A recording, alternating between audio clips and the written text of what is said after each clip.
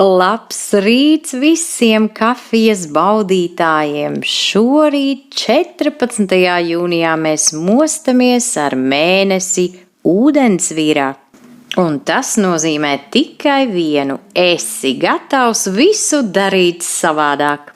Laiks pasūtīt dzīvē kaut ko neparastu, kaut ko tādu, ko nekad neesi darījis. Kaut vai baudi ledus kafiju ar putu krējumu kopā ar Karlsonu, kurš dzīvo uz jumta.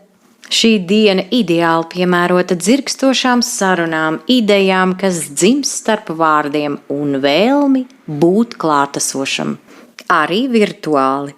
Tikai zvaigznes brīdina, ka var gadīties arī tā, ka pat visnevainīgākā frāze iedurs tieši tur, kur sāpēs, tāpēc neesi pārāk tiešs. Bet pavisam droši sapņo lielus sapņus, jo ūdensvīrs grib no tevis draudzību, gaismu un, protams, brīvību.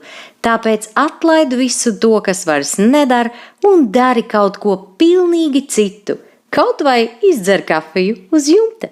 Lai tava kosmosa kafija un visa diena garšo pēc zvaigznēm, un virs galvas mūžīgs piena ceļš.